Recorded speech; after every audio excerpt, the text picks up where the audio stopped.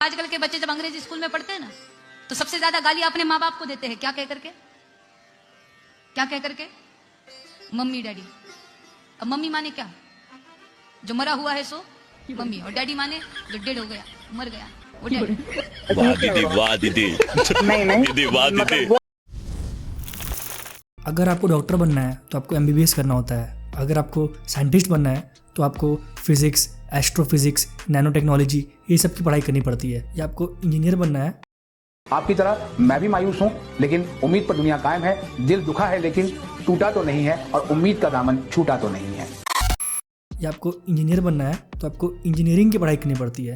लेकिन अगर आपको ये सब चीज़ बनना है एक बारी में बिना कोई पढ़ाई किए, तो आपको बाबा बनना होता है। हमारे भारत में हर दूसरे तीसरे दिन नया नया बाबा का जन्म हो रहा है। कोई जोर जोर से सर हिला रहा है, कोई ब्लैक पैंथर बना हुआ है, कोई गूंगी लड़की को ठीक कर दे रहा है। ये तेरी बहन बोल नहीं सकती थी? नहीं बोल सकती थी। अभी क्या हुआ?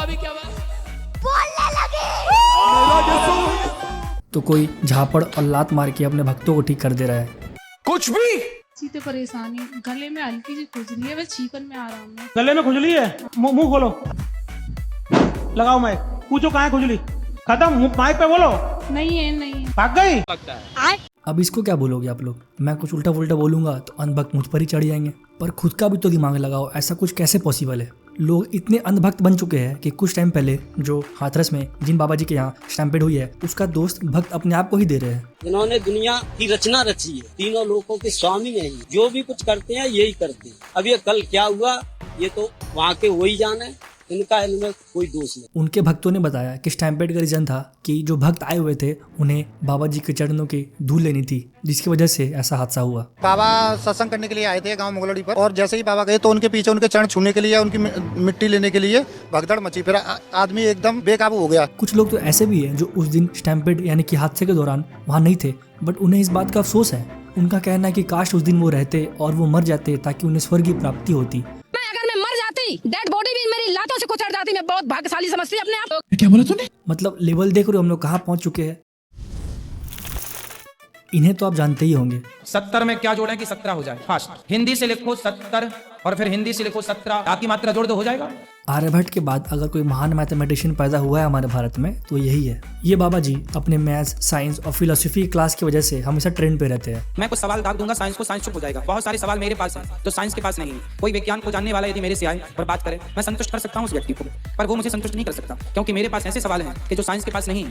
और साइंस के ऐसे लाखों सवाल आप मेरे से पूछिए जिसका मैं उत्तर देता रहूं। कोई सेंस है इस बात की?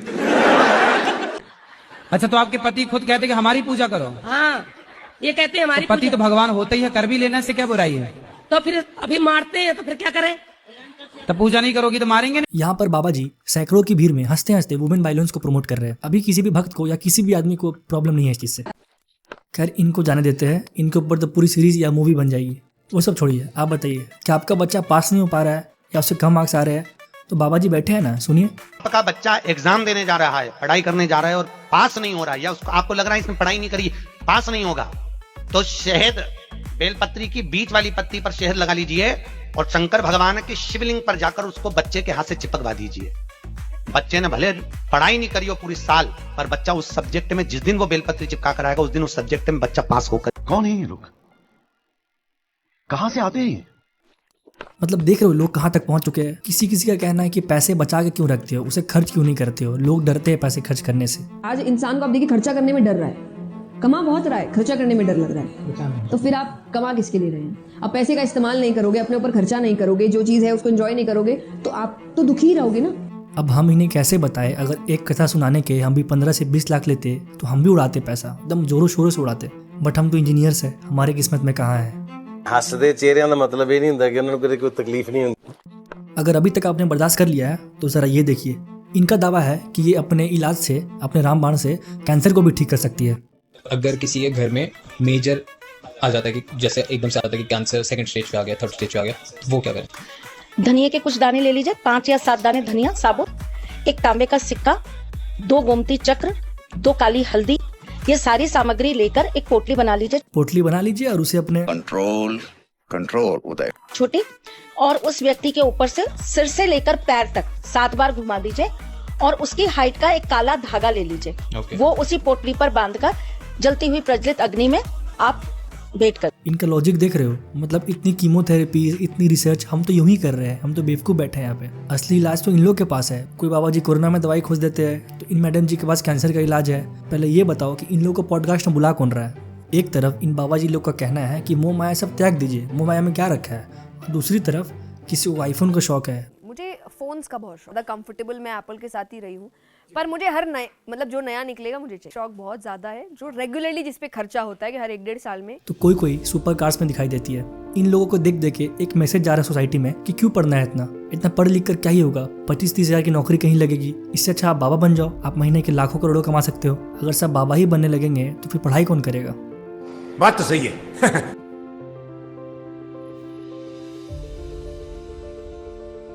आज पढ़े लिखे, अनपढ़, अमीर, गरीब सब कोई इन जैसे बाबाओं को फॉलो करते हैं और इनकी बात मानते हैं, जिन लोगों के बात का ना कोई सर है ना कोई पैर है। जब इन बाबाओं की टारगेट ऑडियंस की बात आती है तो स्पेसिफिक लोग हमें दिखने मिलते हैं, जैसे वो लोग जो हर तरफ से हार के बैठे हैं। जैसे कोई इंसान कोई ऐसी बीमारी से जूझ रहा हो जिसका कोई इलाज ना हो, या कोई ऐसा इंसान जिसे सीरियस मेंटल इशू है, या फिर ऐसा इंसान जिसके बच्चे ना हो रहे हो और सारी इलाज लेने के बाद भी इनको सोल्यूशन नहीं मिल पा रहा हो, या फिर इनके पास इतने पैसे नहीं होते हैं कि ये इलाज करवा सके।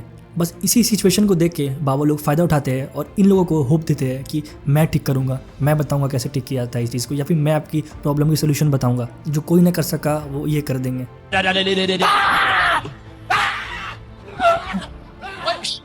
मार, तो शैतान का काम है, शैतान का। बांध देता हूं तुझे, बांध, करने दे, अरे करने दे, थोड़ा सा देखने तो दे, अब दम तो दे, तू हट जा पीछे, हट, दलेर बन रहा पीछे। कल्ट रिकवरी 101 जैसे संस्थाएं है जिसका काम है ऐसे लोगों को बचाना जो इन बाबाओं के झांसे में आ जाते हैं। इस ऑर्गेनाइजेशन के पेज पर आप कई सारे आर्टिकल्स मिलेंगे जो कि इन लोगों के पास्ट एक्सपीरियंस से लिए गए हैं। ये बताते हैं कि कैसे ये बाबा लोग अपने भक्तों को इन्फ्लुएंस, मैनिपुलेट और ट्रैप करते हैं। मेनली आप देखोगे कि ये बाबाओं का टारगेट ऑडियंस 35 से 55 साल की महिलाएं होती है। ये लोग मोस्टली ऐसे बैकग्राउंड से आते हैं जहाँ इन्हें अथॉरिटी नहीं दी जाती है, जैसे एजुकेशन, एक्सप्लोर करना या सोशलाइज करना। इनके दिमाग में ये पहले से बैठा दिया जाता है कि मेल डोमिनेंस जैसी चीज़ सच होती है, जैसे कि घर में हस्बैंड का ही बात चलेगा। तो इस तरह से मेल डोमिनेंस साइकोलॉजी डेवलप हो जाती है कि नहीं, मेल फीमेल से ऊपर होते हैं। और आपने ये नोटिस किया होगा जितने भी महान महान चमत्कारी बाबा होते हैं वो सारे मोस्टली मेल्स होते हैं। कुछ टाइम पहले एक बाबा ने सबके सामने बताया भी था कि अगर किसी को रोना हो कथा सुनाने समय तो वो अपने दुपट्टे या फिर किसी चीज़ में विक्स या फिर बाम लगा लेती है और उसे पोंछती है ताकि आंसू निकले और रियल लगे कि हाँ वो सच में रो रही है, पूरा फीलिंग के साथ कथा सुना रही है आपको। रूमाल में बाम लगा लेते, विक्स रूमाल में बाम, अब वो बाम लगा के ऐसे। अच्छा, तो जब वनवास की कथा आती है तो रोना पड़ता है, अब आंसू निकलती नहीं है। अब भक्तों को कैसे पता लगेगा कि वनवास में राम जी जा रहे हैं तो व्यास जी दुखी हैं?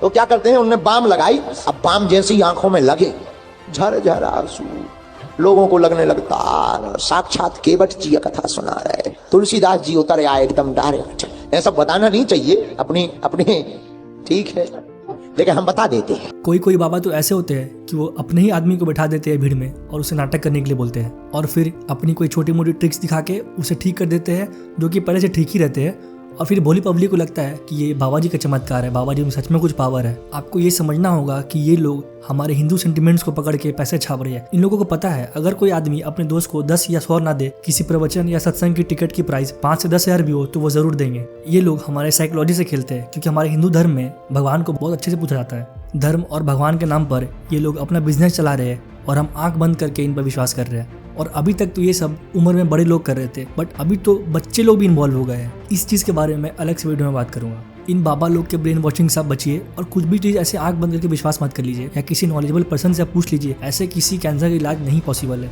अगर आपके आसपास कोई भी इन जैसे फर्जी बाबाओं को मान रहा है तो आपका फर्ज बनता है कि आप सोशल अवेयरनेस फैलाए या फिर उसे समझाए कि देखो ऐसा पॉसिबल नहीं है। अगर ऐसा ही बाबा लोग का बिजनेस चलते रहेगा तो आने वाले टाइम पर कोई पढ़ाई लिखाई नहीं करेगा। सबको बस यही लगेगा कि पढ़ लिख कर कुछ नहीं होने वाला है, हम बाबा बन जाते हैं और खूब पैसे छापेंगे और इंडिया का तरक्की कभी नहीं हो पाएगा। इसी के साथ मिलते हैं नेक्स्ट वीडियो में।